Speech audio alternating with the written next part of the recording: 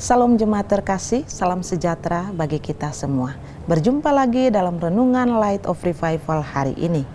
Firman Tuhan yang akan kita renungkan terambil dalam Injil Matius pasal 4 ayat 19 dan ayat 20. Demikian bunyi firman Tuhan.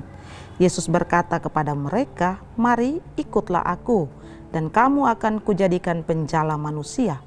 Lalu mereka pun segera meninggalkan jalannya dan mengikut Dia. Mengikuti panggilan Yesus. Saudara yang terkasih dalam Tuhan Yesus Kristus, konteks daripada bacaan kita adalah Yesus memanggil murid-muridnya, dan panggilan Yesus ini kepada murid-murid yang pertama, yakni Petrus dan Andreas, juga Yakobus dan Yohanes. Saat itu mereka sementara menjala, dan ketika Yesus bertemu dengan mereka, Yesus memanggil mereka supaya mengikuti Dia. Respon yang diberikan oleh 4 orang kepada Yesus adalah meninggalkan jala mereka, pekerjaan mereka, meninggalkan ayah mereka, lalu mengikuti Tuhan Yesus. Saudara terkasih, tentunya bagi kita dalam pandangan manusia, mungkin kita berpikir bahwa panggilan Tuhan ini panggilan yang mendadak, panggilan yang tidak tepat waktu. Mengapa?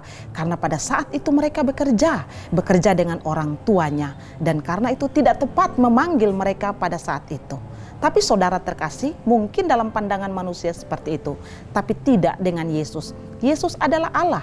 Dia tahu saat mana tepatnya memanggil seseorang. Dan buktinya ketika Yesus memanggil Yohanes, Yakobus, Petrus, dan Andreas, mereka meninggalkan pekerjaan mereka, meninggalkan ayah mereka, lalu mengikuti Tuhan Yesus.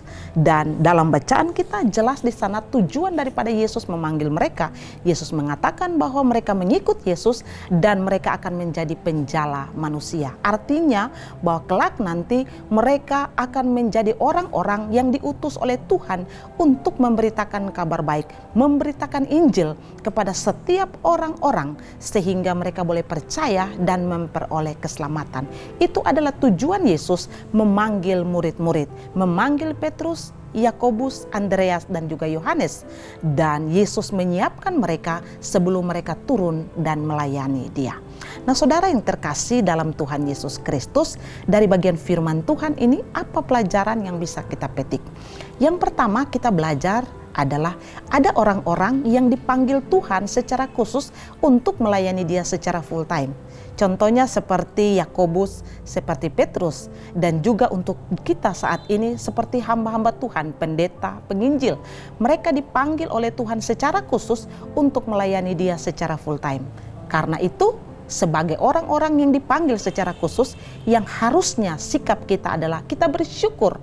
Mengapa? Karena kita adalah orang-orang dari sekian juta manusia di dunia yang Tuhan panggil secara khusus untuk melayani Dia.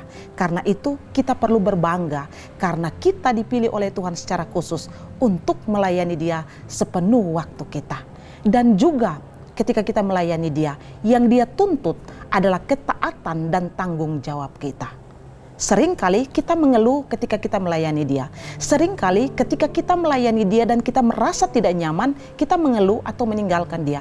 Mungkin saja Tuhan mengutus kita ke tempat-tempat di mana kita tidak senang, kita tidak suka, tidak seperti apa yang kita bayangkan. Kita lalu mengeluh dan lain sebagainya. Ingat saudara, ketika kita bersyukur atas panggilan Tuhan, maka kita harus bertanggung jawab sebesar atau sekecil apapun tugas dan pelayanan yang Tuhan percayakan bagi kita. Bukan saja itu, tapi Tuhan menuntut ketaatan dari kita. Maukah kita taat di dalam panggilannya?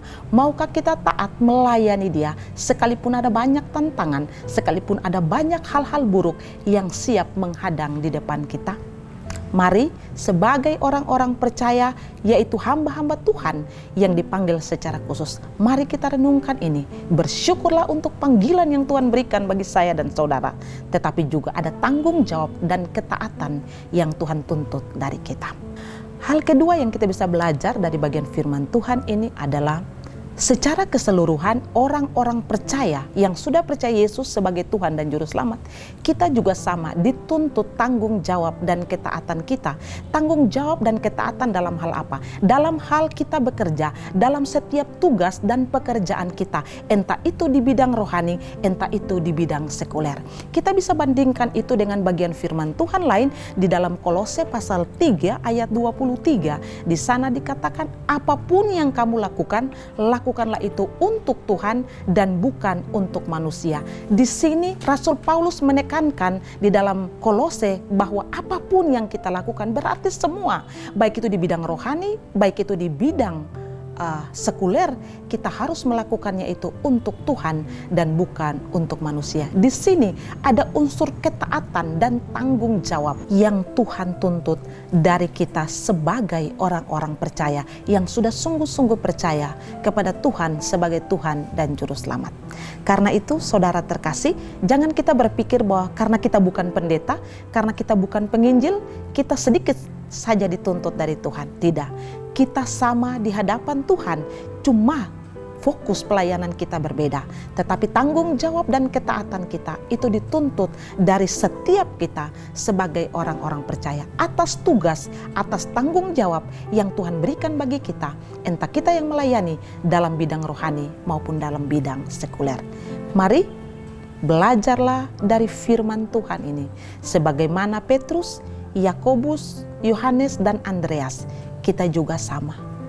Dengarlah panggilan Tuhan, taatlah kepadanya, bertanggung jawablah dalam setiap tugas yang Dia berikan, baik itu tugas dan pelayanan yang besar maupun tugas dan pelayanan yang paling kecil. Biarlah Tuhan memberkati kita. Mari kita berdoa. Tuhan, kami bersyukur untuk firman Tuhan saat ini. Ajarlah kami menjadi pribadi yang bertanggung jawab, yang taat kepada Tuhan atas setiap pelayanan yang Tuhan percayakan, atas setiap tugas yang Tuhan percayakan. Terima kasih untuk firman-Mu di dalam nama Yesus. Amin. Saudara terkasih, mari terus jadikan firman Tuhan sebagai pelita dan terang di sepanjang hidup kita. Tuhan Yesus memberkati.